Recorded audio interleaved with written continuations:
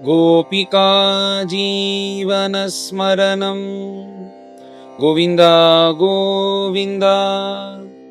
सद्गुरु विठल दास महाराज की जय।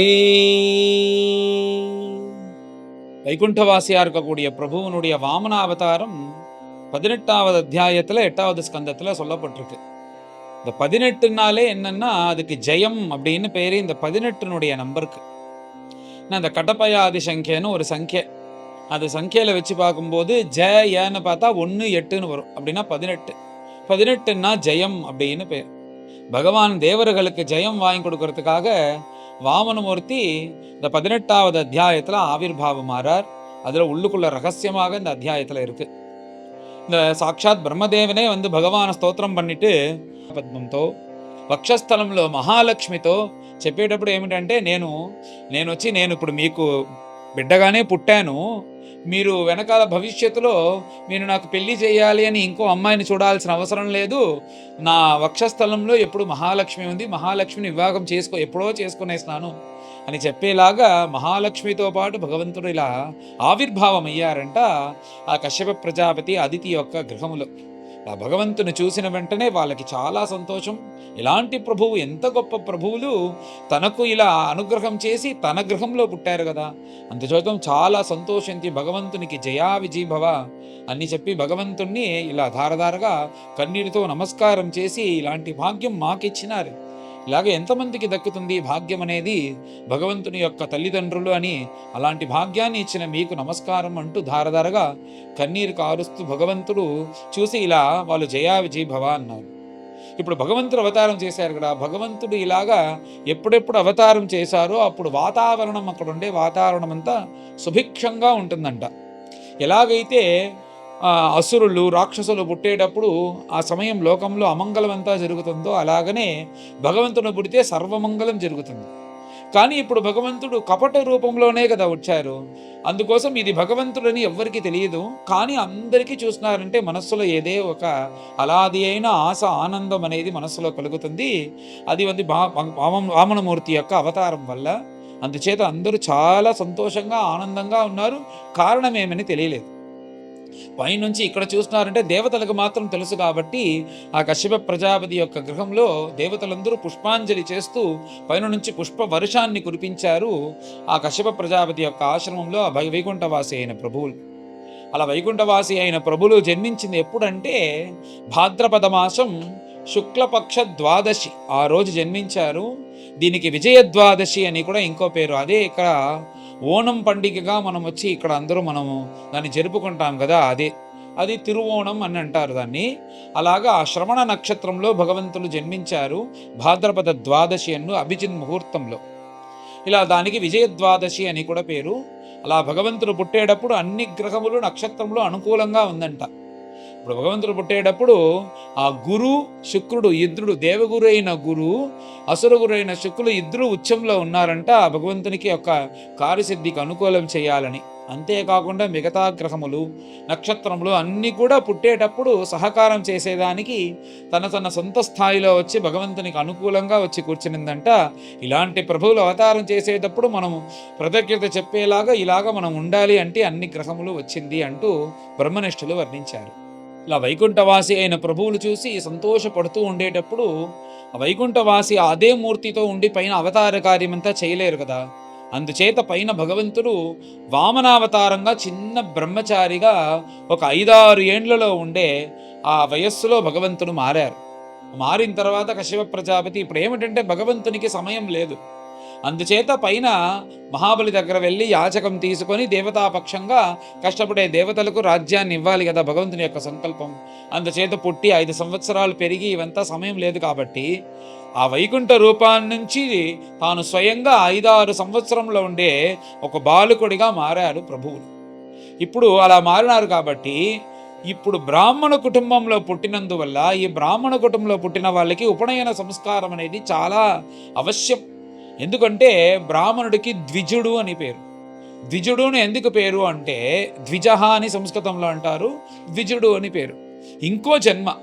ఈ ఉపనయనం చేసేదానికి ముందు గర్భంలో నుంచి జన్మించిన అతను ఉపనయనం వేసుకున్న తర్వాత పునర్జన్మలాగా అంటది. అంతకు ముందు వరకు ముందు వెనక ఉంటే పర్లేదు, కానీ ఉపనయనం వేసుకున్న తర్వాత శ్రద్ధగా ఉండి అన్నీ సక్రమంగా చెయ్యాలి అనేది ధర్మం కదా. అలాగా ఉపనయన సంస్కారం అనేది చాలా ముఖ్యం. ఇప్పుడు మిగతా అవతారంలోని మీరన్నీ చూసినారంటే భగవంతుని యొక్క రామావతారం, కృష్ణావతారంలో క్షత్రుడిగా పుట్టినందువల్ల కళ్యాణం, సీతా కళ్యాణం, రుక్మిణీ కళ్యాణం, రాధా కళ్యాణం అనేది ముఖ్యం. ఇక్కడ బ్రాహ్మణ కుటుంబంలో పుట్టినందువల్ల ఉపనయనం చాలా ముఖ్యం. బ్రాహ్మణ కుటుంబం అందుచేత భగవంతునికి ఉపనయనం చేయించాలి అంటూ ఆ కశ్యప ప్రజాపతి అతిథులు నిశ్చయించుకున్నారు. ఇలా ఉపనయన సంస్కారం జరిగేదానికి ప్రారంభించింది. ఏమి ఆశ్చర్యం అంటే అందరికీ తెలిసిపోయింది వామనమూర్తికి ఉపనయనం అని తెలుసుకున్న వెంటనే దేవతలందరికీ తెలుసు కదా రహస్యంగా. అందుచేత ఈ ఉపనయనంలో వాళ్ళు పోటీగా వాళ్ళ వల్ల వీలైన వస్తువులు, వాళ్ళకి సొంతమైన వస్తువుల్ని తీసుకొచ్చి భగవంతునికి సమర్పించాలి ఉపనయనంలో అంటూ వస్తున్నారంట. ఇలాంటి భాగ్యం ఈ సమయంలోనే కదా దక్కుతుంది. భగవంతుడు ఇలాగ బ్రాహ్మణ కులంలో పుట్టి ఉపనయన సంస్కారం అన్నీ చేసుకున్న ఈ సమయాన్ని వదిలేసినామంటే మళ్ళీ ఎప్పుడు ఇలాగ వెళ్ళి మనకి ఇలాంటి భాగ్యం దక్కుతుంది ఈ వస్తువులన్నీ ఇచ్చేదానికి అని అందరూ వాళ్ళు బయలుదేరినారు. ఈ ఉపనయన సంస్కారం అంటే ఏమిటంటే దీంట్లో చాలా చాలా చాలా ముఖ్యమైనది ఏమిటంటే బ్రహ్మోపదేశం. బ్రహ్మోపదేశం అంటే ఏమిటంటే ఆ గాయత్రి మంత్రాన్ని ఉపదేశించదే బ్రహ్మోపదేశం. ఎందుకంటే ఉపనయనం ఎప్పుడు చెయ్యాలి అని శాస్త్రంలో చెప్పేటప్పుడు 5-6 వయస్సు 7 ఏళ్ళలోపు చేసేయాలి. ఒక శిశువుకి, ఒక బాలకుడికి ఎప్పుడైతే మంత్రోచ్చారణం చేసేంత శక్తి వచ్చేసిందో అప్పుడు ఉపనయనం చేసేయాలి అని శాస్త్రం. అందుచేత మిగతా విషయములు, లౌకిక విషయములు, కామక్రోధములు వచ్చేదానికి ముందే నోట్లో గాయత్రి జపం వచ్చిందంటే ఆ గాయత్రి మాత చూసుకుంటుంది ఆ బిడ్డను. అందుచేత ముందే నోట్లో గాయత్రి రావాలి అనే దానికోసమే ఉపనయనం అనేది అంత త్వరగా చేయాలని శాస్త్రంలో చెప్పింది. అలా కాకపోతే 14 సంవత్సరాల లోపలైనా చేసేయాలి, దాని తర్వాత చేసేది వ్యర్థం అంటూ శాస్త్రం అనేసింది. అందుచేత ఉపనయనం అనేది సరైన కాలంలో చేయాలి. ఇప్పుడు ఉపనయనం చేసేట్టుగా ఆ శిశువు ఉన్నందువల్ల ఉపనయనానికి ఏర్పాటు చేశారు. ఈ ఉపనయనంలో చాలా ముఖ్యమేమిటి? ఆ బ్రహ్మోపదేశం కదా. ఆ బ్రహ్మోపదేశం అనేది గాయత్రి మంత్రం. గాయత్రి మంత్రం ఎవరి గురించి ఉంది? గాయత్రి మంత్రం సూర్య భగవంతుని గురించి. అందుచేత ఈ బ్రహ్మోపదేశం అనే గాయత్రి మంత్రాన్ని ఉపదేశం చేసేదానికి సాక్షాత్ సూర్య భగవంతుడే వచ్చారంట. తనకు భాగ్యం అని సాక్షాత్ సూర్య భగవంతులే వచ్చి తాను ఇలా బ్రహ్మోపదేశం చేసేదానికి వచ్చారు. దాని తర్వాత ఆ ఉపనయనంలో ఈ జంజాలు వేసుకుంటారు కదా, ఉపనయనంలో ఉండే ఆ థ్రెడ్, ఆ జంజాలు వేసుకుంటారు కదా, అది చాలా ముఖ్యం. అది ఎవరంటే ఆ ఉపనయనం చేయించే ఆ గురువు ఉంటారు కదా, ఆ గురువే ఇవ్వాలి. ఎందుకంటే ఆయనకే రైట్స్. వెనకాల వాళ్ళ ఇంట్లో జరిగే మంచి చెడు అన్నీ ఆయనే వచ్చి చేయిస్తారు. ఆ గురువు గారికి ఆ రైట్స్ ఉన్నందువల్ల ఇప్పుడు దేవగురుగా ఎవరు? బృహస్పతి కదా. ఆయన ఆ ఉపనయనంలో ముఖ్యంగా ఉండే ఆ జంజాలను తీసుకొని చిన్న వామనమూర్తికి వేసేదానికి బృహస్పతి వచ్చారు. తర్వాత మేఖల అని పేరు. మేఖల అంటే ఏమిటంటే దర్భంతోనే ఒక దారంలాగా చేసి నడుములో కట్టుకోవాలి ఆ వేదాధ్యయనం చేసే ఆ బాలకులు, విద్యార్థులు. అది ఒక్కొక్కటి కట్టుకుంటే ఒక్కొక్క మాహాత్మ్యాన్ని శాస్త్రంలో చెప్పింది. అలాగా మేఖల అనేది ధరించుకోవాలి కదా, దర్భంతో చేసిన మేఖల. అది ఎవరిచ్చినారంటే ఆ వామనమూర్తి యొక్క తండ్రి అయిన కశ్యప ప్రజాపతి మేఖలను తెచ్చిచ్చారు. దీని తర్వాత ఇంకా బ్రహ్మచారికి ముఖ్యమైనది ఏమిటంటే జింక యొక్క చర్మము, ఆ దాంట్లోనే కూర్చొని జపం అనేది చెయ్యాలి. అది ఆ జింక యొక్క చర్మము సాక్షాత్ భూమిదేవియే తెచ్చిచ్చిందంట. తర్వాత చేతిలో ఒక పలాశ దండాన్ని పెట్టుకోవాలి. పలాశ చెట్టు నుంచి వచ్చిన ఆ కర్రను పెట్టుకోవాలి ఉపనయన సమయంలో. ఆ పలాశ దండంని ఎవరు తెచ్చిచ్చినారంటే ఆ అడవులకు రాజైన వనస్పతి సోముడు తెచ్చిచ్చారంట. ఆ ఉపనయనం చేసేటప్పుడు పట్టు వస్త్రమంతా ఇప్పుడు లౌకికంగా ధరించుకుంటున్నారు, కానీ కౌపీనం మాత్రమే ధరించుకోవాలి అని శాస్త్రం. అంటే కౌపీనం ధరించుకొని ఏ వయస్సులో నువ్వు సభలో కూర్చోవచ్చో ఆ వయస్సులో ఉపనయనం చెయ్యాలి అనేది శాస్త్రం. అందుచేత ఆ కౌపీనం అనేది ఆ బిడ్డకు ఏ హానికరంగా ఉండకూడదు అంటూ మృదువైన వస్త్రంతో ఒక కౌపీనాన్ని తయారు చేసి అది వచ్చి కట్టిందంట. అదితి అమ్మ తన యొక్క తల్లి అయిన అదితి కౌపీనం తెచ్చిచ్చింది. తర్వాత వామనమూర్తిని మనం చూసినామంటే చేతిలో ఒక గొడుగుని పెట్టుకొని ఉంటారు. ఆ గొడుగు ఎవరు తెచ్చిచ్చినారంటే అంతరిక్ష దేవతే గొడుగుని తెచ్చి సమర్పించారు వచ్చి. తర్వాత దర్భములు సప్తఋషులు తెచ్చిచ్చినారు. ఇవన్నీ చేసేదానికి అనుష్ఠానం ప్రతిరోజు చేయాలి కదా, దానికి కమండలు చాలా అవసరం కదా. ఆ కమండలు వేదగర్భుడైన వేదస్వరూపుడైన బ్రహ్మదేవులు ఆ కమండలని తెచ్చిచ్చారు. తర్వాత జపం చేసేటప్పుడు చేతిలో జపమాల కావాలి కాబట్టి జపమాలను సరస్వతీదేవి తెచ్చిచ్చింది. తర్వాత ఆ బ్రహ్మచారి అనే అతడు ఆ బిడ్డ అగ్రహారాల్లో భిక్ష చేసియే ఆ బ్రహ్మచారి ఆశ్రమంలో ఉంటూ వేదాధ్యయనం చేయాలి. ఇదే శాస్త్రం. అంటే ఇలాంటివన్నీ ఇప్పుడు మనకు 100 సంవత్సరాల ముందు వరకు జరుగుతూ వచ్చింది. భాగవతంలో చెప్పిందంట. ఇప్పుడు 100 సంవత్సరంలోనే ఇవంతా మారింది. మా గురుగారు విఠలదాస్ మహారాజు యొక్క తండ్రి రామదీక్షితులు అని పేరు. ఆయన ముడిగుండాన్ అనే గ్రామంలో భిక్ష ఎత్తి ఆ దాన్ని భోజనం చేస్తూనే వేదాధ్యయనం చేసినారు అగ్రహారంలో ఉంటూ. అంతవరకు ఆ జనరేషన్ వరకు ఇలాగనే వాళ్ళు శాస్త్రంలో అన్నంటనే తన జీవితాన్ని గడిపారు. ఇలాగ భిక్ష ఎత్తాలి కదా, భిక్ష ఎత్తాలంటే దానికి ఒక పాత్రం కావాలి. ఎత్తేది భిక్ష. దానికి పాత్రం ఎవరు తెచ్చిచ్చినారంటే కుబేరుడు వచ్చి తనకు భాగ్యం అని ఒక అందమైన పాత్రంని తెచ్చిచ్చారంట. భిక్ష ఎత్తి తినాలి అంటూ కుబేరుడు పాత్రాన్ని ఇచ్చారు. ఆ భిక్ష ఎత్తిన తర్వాత ఆ భిక్ష వెయ్యాలి కదా. ఇప్పుడు బ్రహ్మచర్య ఆశ్రమంలో ఉండేటప్పుడు వాళ్ళు వెళ్ళి భిక్ష ఎత్తేటప్పుడు ఎవరి దగ్గర వెళ్ళి అడిగి భవతి భిక్షాన్ దేహి అంటే అడిగిన వెంటనే ఈరోజు ఏం లేదు నాయన వెళ్ళిపో అంటే వెళ్ళిపోవాలి అంతే. ఇంకో ఇంట్లో వెళ్ళి అడగకూడదు. ఇది శాస్త్రం. ఆ రోజు భగవంతుడు నీకు ఇలానే చేశారు, ఇంకా వచ్చే పూటలోనే తినాలి అనేది శాస్త్రం. అందుచేత ఆ బ్రహ్మచర్య ఆశ్రమంలో ఉండే బ్రహ్మచారి వచ్చి అడిగితే ఇవ్వకుండా ఏదైనా సమర్పించాలి అనేది శాస్త్రం. ఇక్కడ ఏమిటంటే ఇప్పుడు పైన భిక్షాపాత్రం కుబేరుడిచ్చాడు. భిక్ష ఎత్తాలంటే ఎవరి దగ్గర వెళ్ళి అడిగినామంటే వాళ్ళు లేకుండా వేస్తారో వాళ్ళ దగ్గర అడగాలి. మొట్టమొదటిసారి భిక్ష ఎత్తేటప్పుడు ఏదైనా ఒక అగ్రహారం వెళ్ళి ఏదైనా ఒక స్త్రీ దగ్గర వెళ్ళి అడిగినారంటే వాళ్ళు లేదనేసినారంటే పాపం చాలా కష్టపడుతుంది కదా ఆ బిడ్డ, ఆ శిశువు. అందుచేత శాస్త్రంలో మాతరం అగ్రే భిక్షేత అంటూ ఎవరు లేకుండా వేస్తారంటే అమ్మ ఎప్పుడు వెళ్ళి అడిగినా కానీ తనకు కష్టంగా ఉంటే కూడా పర్లేదని తన కొడుకు అడిగితే ఏదైనా వస్తుంది కదా. అలాగా వచ్చి ఎవరు లేకుండా పెడతారో వాళ్ళ దగ్గర అడుగు అంటే అమ్మ దగ్గర అడుగు అని శాస్త్రం. అందుచేతనే అమ్మనే మొట్టమొదటి భిక్ష వేయాలి. ఇక్కడ అమ్మ తన యొక్క అమ్మ అయినా తల్లి అయినా అదితి అమ్మ రాలేదు. ఇక్కడ ఎవరు వచ్చినారంటే జగన్మాత అయిన పార్వతీదేవి భవాని వచ్చిందంట భిక్ష వేసేదానికి. ఉమాదాద్ అంబికా సతి అంటూ ఉమా అయిన పార్వతీదేవి వచ్చి ఆ భిక్ష వేసింది అని అందరికీ ఇలా భగవంతునికి ఆ ఉపనయన సమయంలో వాళ్ళు వచ్చి ఇలా వస్తువుని సమర్పించి ఇలా చెయ్యాలి అని ఆశపడుతూ అందరూ వచ్చి చేశారు. ఇలా ఉపనయనం అనేది చాలా సంబరంగా జరిగింది. ఇప్పుడు భగవంతుడు ఉపనయనం చేసుకున్నారు కాబట్టి ఆ ధర్మంలో ఉండాలి. అందుచేత ఉపనయనం చేసుకున్నారంటే సంధ్యావందనం, మాధ్యానికం, సాయం సంధ్యావందనం చేయాలి, సమిధాదానం ఇవన్నీ చేయాలి కదా శాస్త్ర ప్రకారం. ఇవన్నీ చేసుకుంటూ బ్రహ్మచర్య ఆశ్రమంలో ఉంటూ వేదాధ్యయనం చేసుకుంటూ జ్వలిస్తూ ఉంటున్నారు. ఇప్పుడు ఎందుకు ఇలా కాచుకొని ఉన్నారంటే సరైన సమయం కోసం కాచుకొని ఉన్నారంట. ఏమి సమయం అంటే మహాబలి ఏదైనా యాగం చేస్తాడా అంటూ ఆ సమయం కోసం ఎదురు చూస్తున్నారంట. ఇప్పుడు భగవంతుడు వచ్చి మహాబలితో యుద్ధం చేసి ఆ రాజ్యాన్ని తీసుకునేదానికి రాలేదు. యాచకాన్ని అడిగి భిక్షగా అడిగి ఆ రాజ్యాన్ని తీసుకునేదానికి కదా వచ్చారు. అప్పుడు యాచకం వెళ్ళి ఈ సమయంలో అడిగితే లేకుండా ఇచ్చేయాలని శాస్త్రం. అది యాగం చేసేటప్పుడు ఎవరు ఏది అడిగినా ఇచ్చేయాలి అనే శాస్త్రం. అందుచేత యాగ సమయంలో వెళ్ళి అడుగుతాము అంటూ భగవంతుడు ఇలా ఎదురు చూస్తూ బ్రహ్మచర్య ఆశ్రమంలో ఉండేటప్పుడు అప్పుడు ఒక పత్రిక వచ్చింది.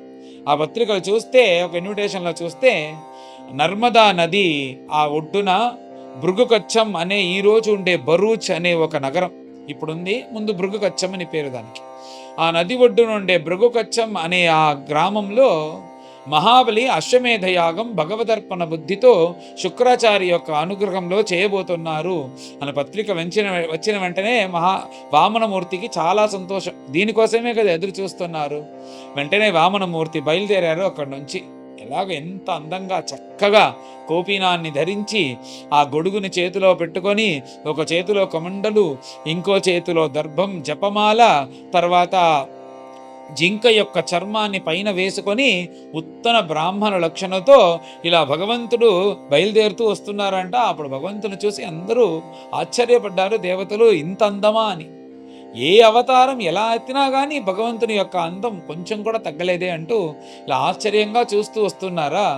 భగవంతుడు ఇలా వచ్చేటప్పుడు ఏమైందంటే, ఇలా ఏ ప్రభువులు వచ్చారు అని బ్రహ్మనిష్ఠులు వర్ణించేటప్పుడు సారం అన్నిటికీ సారమైన ప్రభు అంట ఆయన.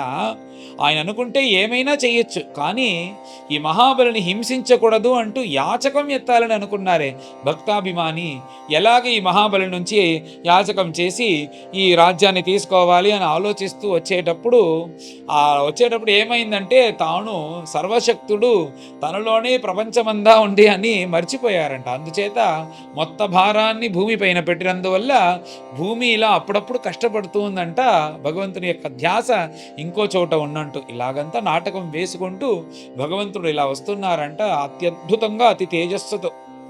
అలా తేజస్సుతో నర్మదా నదీ తీరంలో ఎక్కడైతే యాగం జరుగుతుందో ఆ నదీ తీరానికి, ఆ యాగశాలకు భగవంతుడు ఇలా వచ్చేటప్పుడు చూస్తున్నారంట అందరు మహర్షులు. అక్కడుండే మహర్షులంతా చూసి, ఆ మహర్షుల్లో ఒక ఆయన, మహాబలే నువ్వు పరమభాగ్యశాలి, నీ యొక్క భాగ్యం పండింది. ఏమిటంటే సాక్షాత్ సూర్య భగవంతుడే వచ్చి నీ యాగశాలకు వస్తున్నారు అంటూ వామను యొక్క తేజస్సును చూసి ఒక ఋషి అన్నారు. ఇంకొక ఋషి వెంటనే, సూర్యుడైతే మనకు కళ్ళు కనిపించరు, మనకు చూసేదానికి కష్టంగా ఉంటుంది, ఇది సూర్యుడు కాదు విభావసు అనే అగ్ని అని ఇంకో మహర్షి. అలా సూర్యుడు కాదు, అగ్ని కాదు, నేనేమనుకుంటున్నానంటే సనకాదుల్లో ఒకరైన సనత్ కుమారులే వస్తున్నారు అంటూ ఒక్కొక్కటి అంటున్నాడు.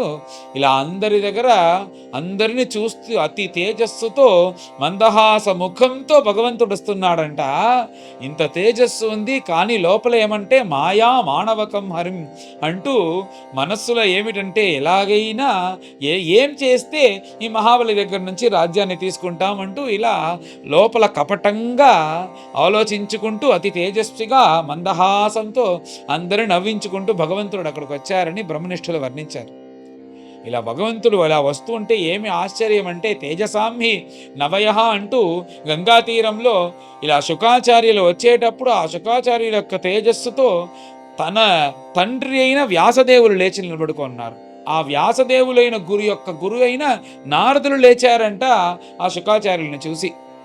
ఎందుకంటే ఆ బ్రహ్మనిష్ఠుల యొక్క తేజస్సు అలా అందరినీ లేపింది. అందరూ లేచినందువల్ల పరీక్షిత్తు ఇతనే కదా గొప్ప అని వెళ్ళి నమస్కారం చేసి శరణాగతి చేశారు. ఎలాగైతే బ్రహ్మనిష్ఠులే ఆ 16 వయసులో ఉన్న బ్రహ్మనిష్ఠులు మిగతా పెద్ద వయసైన ఋషులంతా ఎలాగైతే లేచారో, అలాగా 5-6 సంవత్సరం నుండే వామనమూర్తిని చూసి అందరూ లేచి నిలబడుకొని స్వాగతం అంటున్నారంట.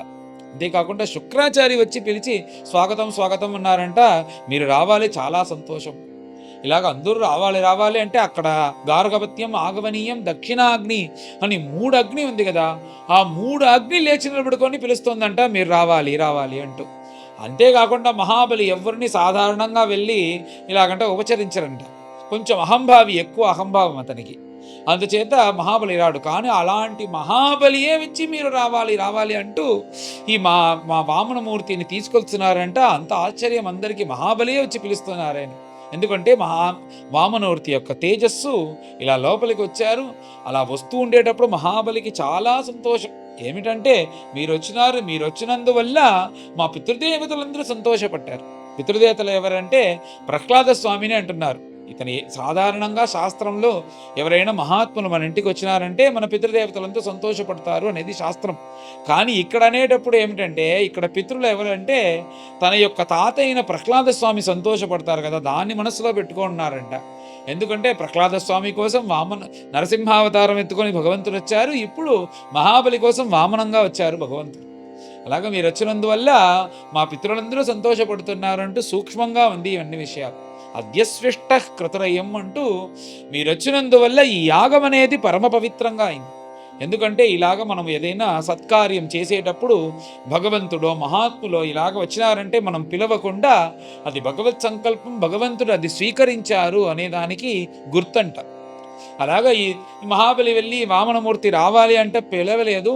ఆ యాగమని తెలుసుకొని వామనమూర్తియే మహాబలి యాగానికి వచ్చారు కదా, అందుచేత ఈ యాగం అనేది పరమ పవిత్రమైంది అంటూ అతన్ని పిలిచి, ఆ వామనమూర్తిని పిలిచి అర్ఘ్యపాద్య ఆచమనీయమన్ని ఉపచారం అంతా చేసి అందమైన ఆసనం ఇచ్చి దానిలో కూర్చోపెట్టి ఆ వామనమూర్తిని చూసి చాలా సంతోషపడ్డారంట మహాబలి, ఏదో భగవంతున్నే చూసినట్టు. తర్వాత వింధ్యావళి అయిన తన భార్యను పిలిచి ఒక స్వర్ణమయమైన ఒక తాంబాలాన్ని తీసుకొచ్చి దాంట్లో భగవంతుని యొక్క చరణారవిందాన్ని పెట్టి, తర్వాత స్వర్ణమయమైన ఒక కుండను తీసుకొచ్చి వింధ్యావళిని జలం వచ్చి వేయమని చెప్పి ఆ భగవంతుని యొక్క పాదాన్ని ఇలా కడిగారంట. ఎందుకంటే భద్రాచల స్వామి చెప్పేటప్పుడు, భద్రాచల రామదాసులు చెప్పేటప్పుడు, భాగవతుల పాదజలము పైన జల్లుకుంటే చాలు భాగీరథికి పోతామన్నసు పైన మేటికే అంటూ, ఈ భాగవతుల యొక్క పాదజలము నువ్వు దాన్ని పైన జల్లుకుంటే చాలు, అదే నీకు గంగా సరస్వతి యమున ఏ మాహాత్మ్యాన్ని ఇస్తుంది అదే ఇస్తుంది. అందుచేత నువ్వు పెద్ద పెద్ద నీ సామాన్లంతా కట్టుకొని గంగా తీరము, తర్వాత హరిద్వార క్షేత్రము, తర్వాత కాశీ ఇవంతా వెళ్ళాల్సిన అవసరం లేదు, ఎందుకంటే భాగవతుల యొక్క పాదతీర్థంలోనే అన్నీ ఉంది అంటూ భద్రాచల స్వామి తన యొక్క కీర్తనలో అన్నారు. ఇవన్నీ తెలిసిన మహాబలి ఏం చేసినారంటే, ఇలా మహాత్ములు తన ఇంటికి వచ్చినారంటే వాళ్ళ పాదాన్ని కడిగి ఆ తీర్థాన్ని ప్రోక్షణం చేసుకోవాలి కదా, అలాగా ఆ పాదాన్ని కడిగారంట పరమశ్రద్ధతో. ఎందుకంటే ఈ తీర్థం నా కులాన్ని ఉద్ధారణం చేయబోతుంది, నన్ను ఉద్ధారణం చేయబోతుంది, ఇక్కడ ఉండే వాళ్ళందరినీ ఉద్ధారణం చేయబోతుందని నమ్మకంతో, నమ్మకమే కదా మనల్ని ఇలా కాపాడుతుంది, అలాగ నమ్మకంతో చేసినారంట. ఎందుకంటే ఇది ఒక మహాత్మ్యం. ఇలాగ భగవంతుడు వామనమూర్తిగా విశ్వరూపం ఎత్తి తన యొక్క పాదాన్ని బ్రహ్మలోకానికి తీసుకెళ్ళినప్పుడు బ్రహ్మదేవుడు పాదాన్ని కూడా, అతను కూడా పాదాలని కడిగారు. అప్పుడు బ్రహ్మదేవులు కడిగినప్పుడు, బ్రహ్మదేవుని యొక్క కడిగేటప్పుడు ఆ ఎడము కాలు ఆ బొటన వేలు నుంచి 4 చుక్కలు కింద పడింది, అదే గంగగా ప్రవహించింది అని ఈరోజు అంటున్నాం కదా, అది ముందే ఇప్పుడు గంగగా వచ్చేసింది ఇప్పుడు వామనమూర్తిగా ఉండేటప్పుడు. అందుచేత ఇప్పుడు అనేటప్పుడు చంద్రమౌళి శిరసా భక్త్యా బిభర్తి అంటూ, చంద్రమౌళి అయిన పరమేశ్వరులు ఈ భగవంతుని యొక్క చరణారవిందాన్ని ఆ సంబంధపడిన ఆ జలమును తన తలలో పెట్టుకోవాలి అంటూ పరమేశ్వరులే అది ఆశపడి తన తలలో ఉంచుకున్నారు. అలాంటి గొప్ప గంగను ఆ పాదం నుంచి కడిగి తాను దాన్ని ప్రోక్షణం చేసుకొని తన కుటుంబంకి అందరికీ ఇచ్చి, అక్కడికి వచ్చిన వాళ్ళందరికీ ప్రసాదంగా ఉంచి దాన్ని చక్కగా ఎత్తిపెట్టు అని పరమశ్రద్ధతో పూజ చేసినారంట. ఎందుకంటే మహాబలి ఇలాగనే ఉండాలి. ఒక మహాత్ములు వేదవిత్తులు తన గృహానికి వచ్చినారంటే వాళ్ళకి అన్ని ఉపచారములు చేసి, కార్యములతోనూ ఉపచారం చేయాలి, వాక్కుతోనూ ఉపచారం చేసి వాళ్ళని రమ్మల్ని పిలిచి ఇలా పొగిడి ఎలా ఉపచారం చెయ్యాలో అలా ఉపచారం చేశారంట మహాబలి. విష్ణు భక్తుడు కాబట్టి అంత శ్రద్ధ ఆ బ్రాహ్మణుల దగ్గర. అలాగే ఇవన్నీ జరిగిన తర్వాత పైన మహాబలి ఆ వామనమూర్తిని చూసి మాట్లాడేదానికి ప్రారంభించారు. ఏం మాట్లాడాలంటే, మొదట స్వామి మీరు వచ్చినారు కాబట్టి ఈ యాగమే నాకు చాలా సంతోషమైంది, యాగమే నాకు పండినట్టయింది, ఈ యాగాన్ని భగవంతుడు స్వీకరించారని అనుకుంటున్నాను, చాలా సంతోషం మీరు వచ్చినందువల్ల. మీ యొక్క పాదారవిందం జలం మా పైనంతా పడి మేము పవిత్రమైనాము, మీ పాదారవిందం మా భూమి పైన పడి ఈ సంచారంలో పడి ఈ భూమి అంతా పరమ పవిత్రమైంది అని చెప్పి మీరెవరో నాకు తెలిసింది అని అన్నారు. అన్న వెంటనే మహావిష్ణు రూపం వామనమూర్తిగా భగవంతుంటున్నారు కదా అప్పుడు ఆ వామనమూర్తికి కొంచెం భయం వచ్చిందంట. ఎవరిని తెలిస్తే మళ్ళీ దేవతాపక్షంగా వచ్చినాడు, తన యొక్క రాజ్యాన్ని ఇవ్వడు అని భగవంతుడికి కొంచెం భయంగా ఉంది. ఇవన్నీ నాటకంగా జరుగుతుంది, అందుచేత మీరెవరో నాకు తెలుసు అన్నారు. వెంటనే భగవంతుడు చూస్తున్నారంట, ఏదైనా మాట్లాడతారా అని. మీరు అడుగుతున్నారా ఎవరంటే, ఏ ఋషులు అన్ని అడవుల్లో కూర్చొని మీ అనవరతము వాళ్ళు తపస్సు చేస్తున్నారు కదా, ఆ తపస్సన్నీ ఒక ధనముగా బయలుదేరి అదే ఒక రూపంతో వస్తే ఎలా ఉంటుందో అదే మీరు అన్న వెంటనే భగవంతుడు కొంచెం ఆశ్వాసించుకున్నారంట. ఆ తపస్సుకి ఫలదాత మీరు అంటే భగవంతుడు, తర్వాత ఏం చేయాలి, యుద్ధం చేయాలని ఆలోచించాలి కదా, ఆ తపస్సే మీరు అన్నందువల్ల కొంచెం సంతోషించారు. తర్వాత స్వామి మీరు వచ్చినారు కాబట్టి మీకు ఏం కావాలో అడగండి ఇస్తాను. బ్రాహ్మణులు కాబట్టి మీకు బ్రాహ్మణులకంతా పశువులు చాలా ముఖ్యం. ఆ బ్రాహ్మణ ధర్మం అనేది పశు దగ్గరనే ఉంది. అందుకనే గోశాల అంటూ పశువులు లేకుండా బ్రాహ్మణులు ఉండలేరు. ఎందుకంటే వాళ్ళకి పూజలు అవి దానికి పాలు కావాలి, పెరుగు కావాలి. హోమం చేసేదానికి, యజ్ఞం చేసేదానికి నెయ్యి కావాలి. దాంట్లో హోమంలో ఆ నిప్పు ఉండేదానికి ఆ శానంలో వచ్చే అవన్నీ కావాలి. తర్వాత గోమూత్రం కావాలి. తర్వాత గోమాత యొక్క ప్రసాదం కావాలి. ఇవన్నీ చూసినామంటే పశువు లేకపోతే ఈ బ్రాహ్మణ ధర్మం అనేదే ఉండదు. అందుచేత మీరు బ్రాహ్మణులు కాబట్టి బాగా పాలు పిండే, బాగా మంచిగా పాలిచ్చే ఆవులు నా దగ్గర దండిగా ఉన్నాయి. మీరు ఎన్ని ఆవులు కావాలో అన్ని ఆవులు తీసుకోండి. ఈ ఆవులు మాత్రం చాలదు, నాకు దండిగా సంపద కావాలి, నాకు స్వర్ణం కావాలి అని అడిగినారంటే నేను బండిలో మీకు పెట్టి పంపిస్తాను. చాలా స్వర్ణం ఉంది, ఎంత కావాలో అంత స్వర్ణం తీసుకెళ్ళండి. ఈ స్వర్ణం మాత్రం చాలదు, నాకు ఉండేదానికి ఏదైనా మంచి చోటు కావాలని అడిగినారంటే మీరు ఉండే చోటు బాగా లేకపోతే చెప్పండి, బాగా మంచి వసతుల్లో ఉండే మంచి రెసార్ట్ లాగా మీకు కట్టిస్తాను, దాంట్లో మీరు ఉండండి, లేకపోతే ఉండే దాంట్లో మీరు దేన్నైనా తీసుకోండి, ఉండొచ్చు అన్నారు. సరే ఇవంతా కాదు, మంచి భోజనం కావాలా చెప్పండి. మంచి భోజనం చేసేదానికి ఇక్కడ అందరూ ఉన్నారు. ఈ పాఠశాలలో ప్రతిరోజు భోజనం చేసి విసుగ్గెత్తుతోంది. అందువచ్చే మంచి భోజనం కావాలి అన్నారంటే ఆ భోజనాలు కూడా నేను మడిగా ఏర్పాటు చేయిస్తాను, మీరు భోజనం చేయొచ్చు అని మహాబలి అన్నారు. ఇవంతా కాకుండా నాకు గ్రామం కావాలి, ఒక గ్రామంలో మేము బ్రాహ్మణులందరూ కూర్చొని అందరూ ఉంటాము, మేము బ్రాహ్మణ ధర్మంలో ఉండి మా ధర్మములన్నీ చేసుకుంటాము, మాకు కావాల్సిన సంపదన్నీ నువ్వు ఏర్పాటు చేయాలని నన్ను అడిగినారంటే దానికి కూడా నేను అన్ని ఏర్పాట్లు చేస్తాను. మీరు గ్రామం తీసుకోండి, లేకపోతే ఒక నగరాన్ని తీసుకొని, అది వద్దంటే ఒక రాష్ట్రం, ఒక దేశాన్నే తీసుకోండి, ఈ భూమండలం అంతా మీకు కావాలా తీసుకోండి, ఏదైనా మీరు తీసుకోండి, మీకు అన్నీ ఇవ్వాల్సింది, మీకు ఏది అడిగినా ఇవ్వాల్సిన బాధ్యత నాది అని ఇవంతా అడిగిన తర్వాత, ప్రభో మీరు వయస్సులో ఉన్నారు కదా, అతనికి ఏమిటంటే వామనమూర్తిని చూస్తే చిన్న బిడ్డలాగా అనిపించలేదంట, ఏదో ఒక మహావిష్ణులాగానే తోచుతుంది. అందుచేత మీరుంటున్నారు కాబట్టి మీకు ఎన్ని రోజులు ఇలాగ బ్రహ్మచర్య ఆశ్రమంతోనే ఉండేది, వివాహం చేసుకొని చక్కగా ఉండాలి కదా, అందుకోసం మీకు ఏదైనా మంచి వధువు కావాలా, ఇక్కడ మంచి ధనవంతంగా, గుణవతిగా, రూపవతిగా దండిగా వధువులు ఉన్నారు. మీరు ఏ వధువు కావాలంటే ఆ వధువుని మీరు తీసుకెళ్ళి పెళ్లి చేసుకొని సంతోషంగా ఉండొచ్చు, అది కూడా ఏర్పాటు చేస్తాను అంటూ ఇలా ఏదైనా అడగండి అంటూ ఇలాగ ఆ వామనమూర్తిగా ఉండే ఆ ప్రభువుల్ని గడ్డం పట్టుకొని ఇలా అడిగినారంట మహాబలి. వెంటనే భగవంతుడు అన్నారంట, నేను యాచకం కోసమే వచ్చాను, నీ దగ్గర ఎవరు చెప్పారు?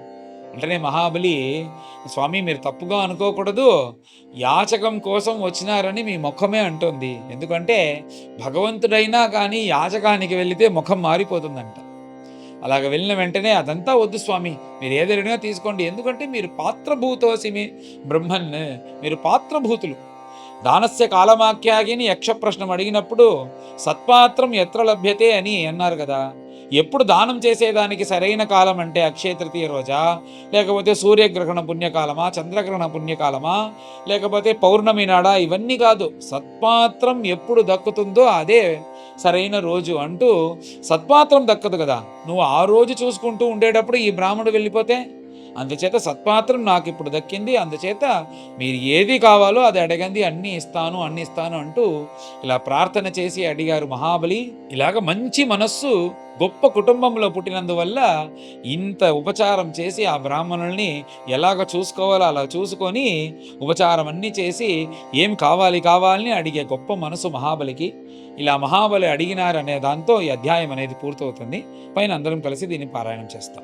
అథ అష్టాదశోऽధ్యాయः శ్రీశుక ఉవాచ ఇత్థం విరించస్తుతకర్మవీర్యः ప్రాదుర్బభూవ అమృతభూః అదిత్యాం చతుర్భుజः శంఖగదాబ్జచక్రः పిశంగవాసా నలినాయతే క్షణః శ్యామావదాతః झषराजकुण्डलत्विषा उल्लसच्छ्रीवदनाम्बुजः पुमान् श्रीवत्सवक्षा वलयाङ्गदोल्लसत् किरीटकाञ्चीगुणचारुनूपुरः मधुरतौ व्रात विघुष्टया स्वया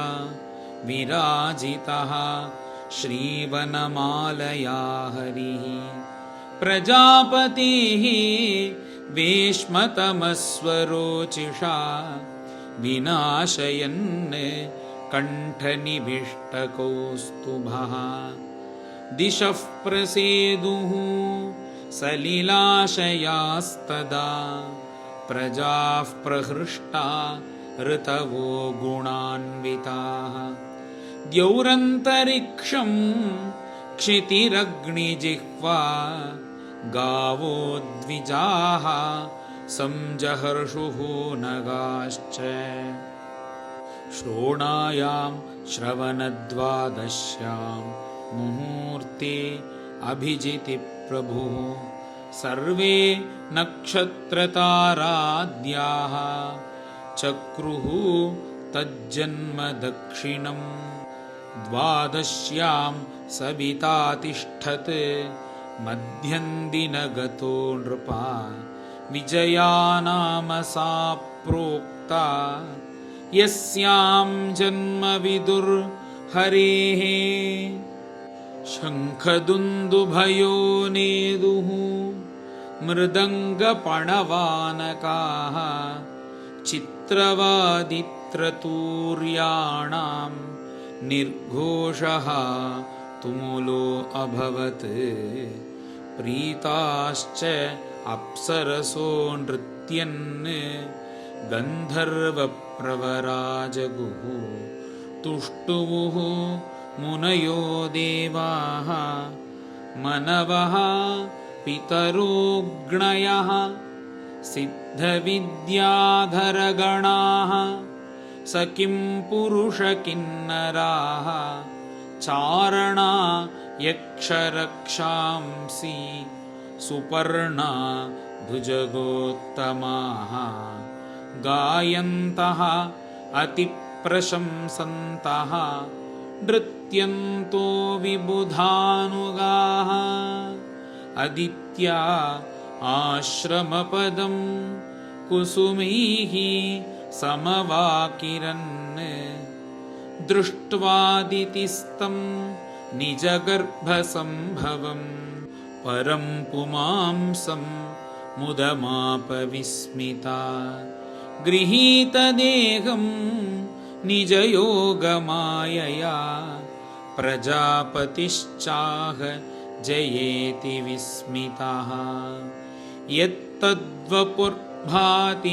विभूषणायुधैः अव्यक्तचित् व्यक्तमधारयत् हरिः बभूव तेनैव स वामनो सम्पश्यतोः दिव्यगतिर्यथा नटः तं वटुं वामनं दृष्ट्वा मोदमाना महर्षयः कर्माणि कारयामासुः पुरस्कृत्य प्रजापतिं तस्योपनीयमानस्य सावित्रीं सविताब्रवीत् बृहस्पतिः ब्रह्मसूत्रं मेखलां कश्यपो अददात् ददौ कृष्णाजिनं भूमिः दण्डं सोमो वनस्पतिः कौपीनाच्छादनं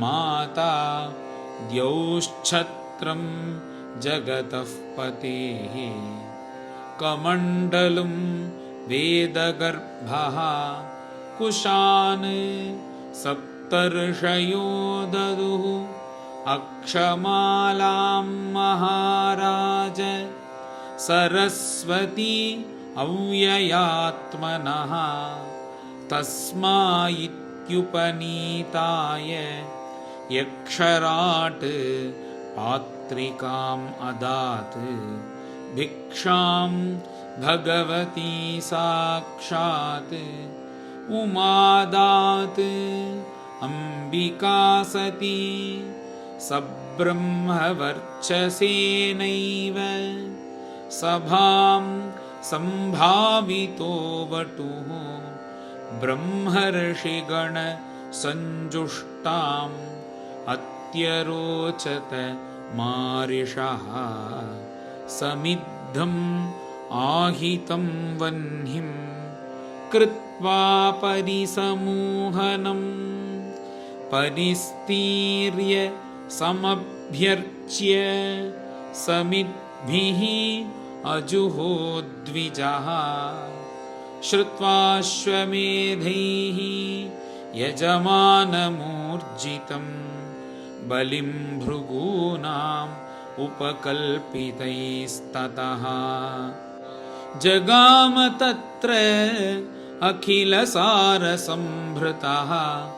भारेण गां सन्नमयन् पदे पदे तं नर्मदायाः तटवुत्तरे बलेः यरित्विजस्ते भृगुकच्छसंज्ञके प्रवर्तयन्तो भृगवः क्रतूत्तमं व्यचक्षतारात् उदितं यथा रविं तरित्विजो यजमानः सदस्याः हतत्विषो वामनतेजसा नृपा सूर्यः किलायाति उत वा विभावसुः सनत्कुमारोऽथ दिदृक्षया क्रतोः इत्थं सशिष्येषु भृगुष्वनेकधा वितर्क्यमाणो भगवान् स वामनः छत्रं सदण्डं सजलं कमण्डलुं विवेश बिभ्रत् हयमेधवाटम् मौञ्च्यामेखलया वीतम् उपवीताजिनोत्तरं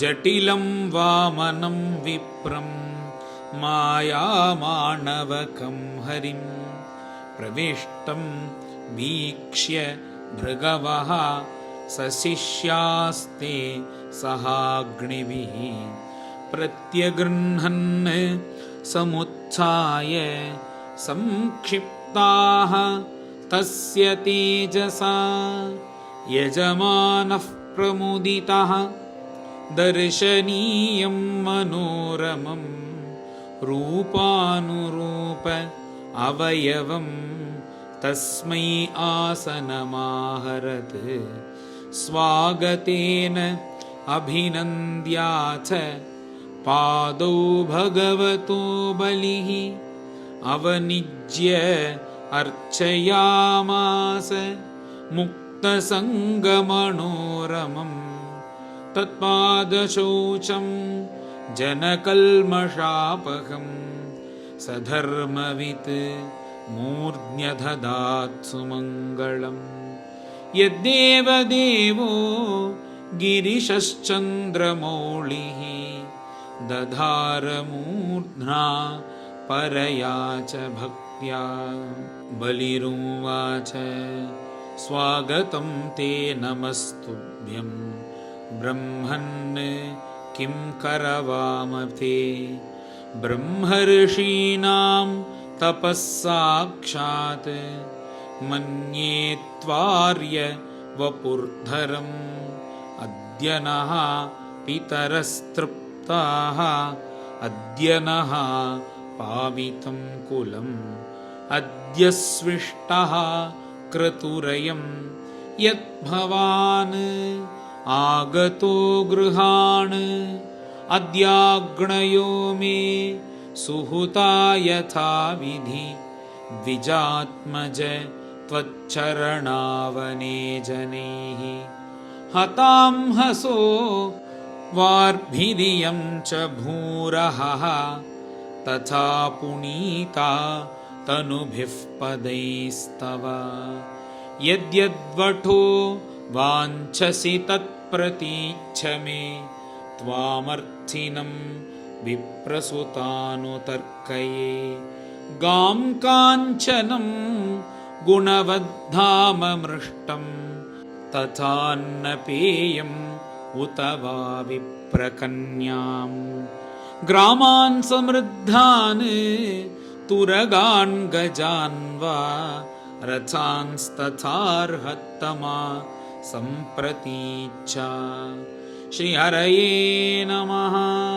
श्रीहरये नमः। इति श्रीमद्भागवते महापुराणे पारमहंस्यां संहितायामष्टमस्कन्धे वामनप्रादुर्भावे बलिवामनसंवादे अष्टादशोऽध्यायः।